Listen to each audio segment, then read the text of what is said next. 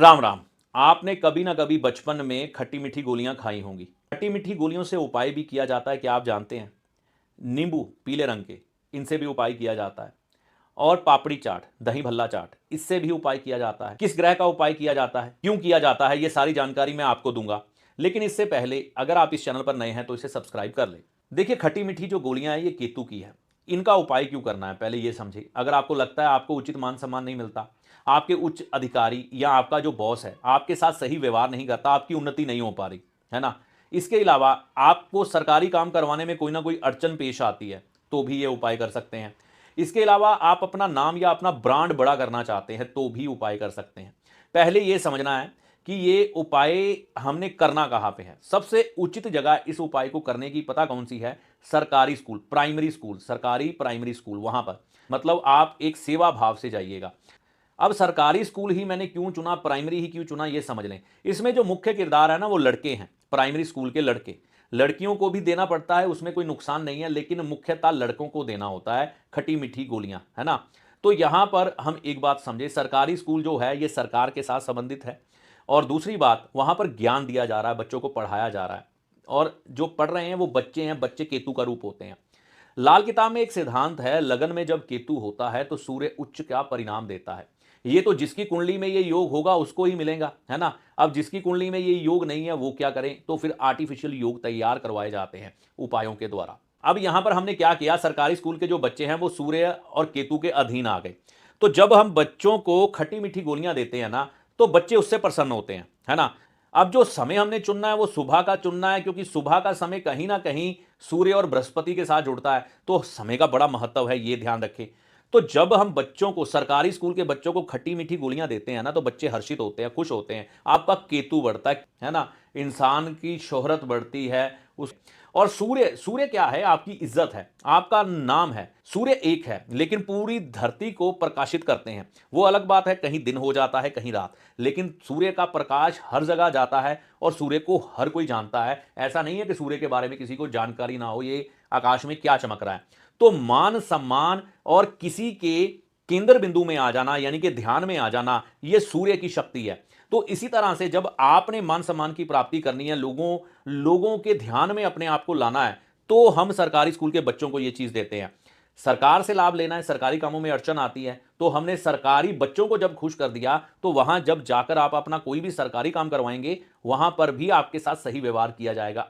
आप अपना नाम बढ़ाना चाहते हैं, आप अपना ब्रांड बढ़ाना चाहते हैं, तो यह भी मान सम्मान से जुड़ा है ना। मतलब आप यहां पर बैठे हैं, कोई ऐसा प्रोडक्ट है दुनिया का जो बना कहां पे है आपको मालूम नहीं, लेकिन आपके सामने बिक रहा है। ऐसे कई विदेशी ब्रांड है जो हमारे देश में बिकते हैं, हम खाते भी हैं, उनको पहनते भी हैं, ठीक है ना।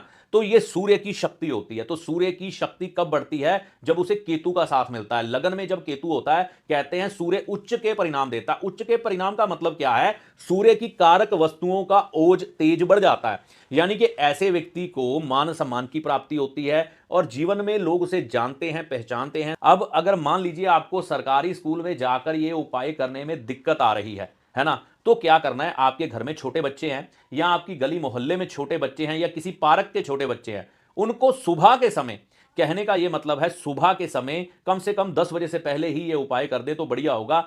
सबसे बेहतर यह होगा 8 बजे से पहले कर दे, है ना। तो क्या होगा, बृहस्पति का साथ भी मिल जाएगा, चढ़ते हुए सूरज का साथ भी मिल जाएगा।